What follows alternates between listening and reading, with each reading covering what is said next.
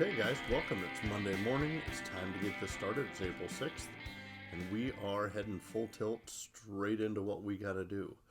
This should be robotics class, and here's how it's going to work out. Now, they're still kind of hammering out grade stuff, still figuring out how that goes. We're going to try to make sure everybody that can possibly pass is going to pass.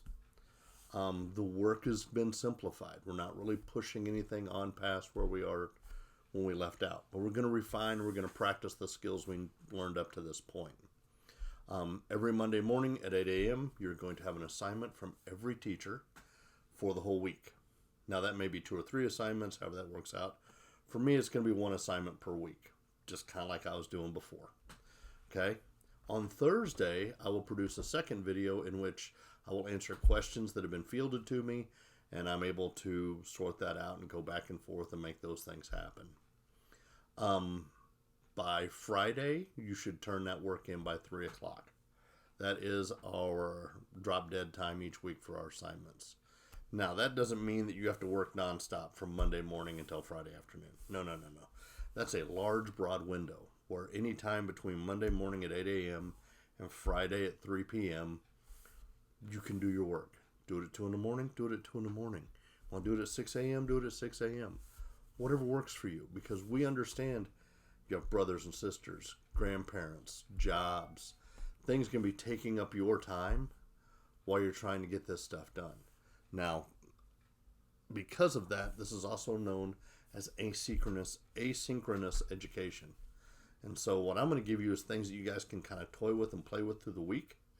And hopefully it should take you about an hour to do whatever work I assign you. Possibly 2 hours, depending on how it goes for you. Moving forward for robotics, we're going to move to a new interface.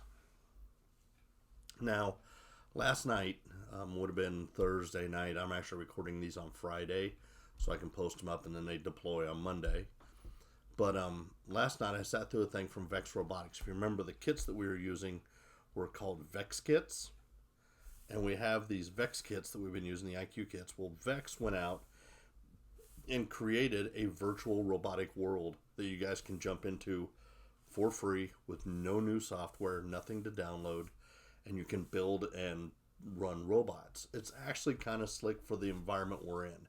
Because here's the thing, it's robotics class. I don't want to eat up time from your core classes. I don't want to eat up a bunch of time from your other classes.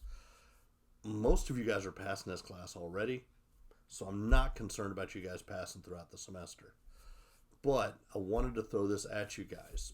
So this week, when you log in and you've watched this video and you've read the layout, what you're going to need to do is you're going to have to go to a website called VR, the letters V and R, .vex.com.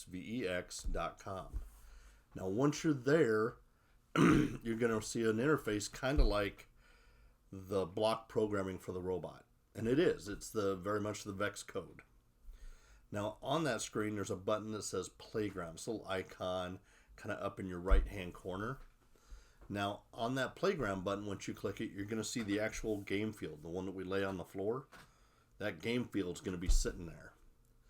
And then once you're on there, there's a button that says Activities. You're going to go into there. And you're going to go the Getting Started with Vex code. And all this is written out on the Google Classroom, so you can kind of use those instructions to go through. But you're going to go through there, and once you go to the Getting Started, you're going to scroll down just a little bit, and you're going to see 8 different links of how-tos. Now, each one of these how-tos takes maybe 1 or 2 minutes, maybe 3. Okay? So what you're going to do is you're going to pop through those 8 how-tos this week.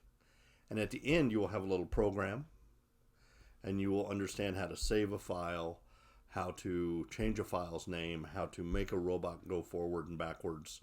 It's going to have you practicing with the blocks and how to move the blocks around. At the end of the week, I want you to save that file. It'll download to your download folder on your laptop, and then go to the Google Classroom and attach it to the assignment here. Just send me that file. I can look at that code and determine if you've done it right. It'll have a unique name, and it'll have some blocks in there that make the robot drive forward, back, turn left, right. However far you want to push that, you push that. Okay? So that's what you're going to do for this week. You're going to go practice using that code. Now from there on out, we're going to attach and do some of the activities that are listed there. And they're going to be puzzles and games and virtual driving stuff. So hopefully it becomes kind of a break from your other classes. Just have a little fun and make a robot crash into a wall and flip upside down and, you know, have a little bit of fun while you learn some stuff about programming and coding. So by 3 o'clock Friday afternoon, you should have a program from VEX Code VR uploaded to the classroom so that I can give you guys your points and your credits and your things that are going to be used to kind of push this along and help your learning out some. So until that time, hope you guys have a good week, and I will talk to you all on Thursday when I make my next video and answer questions. Later, guys.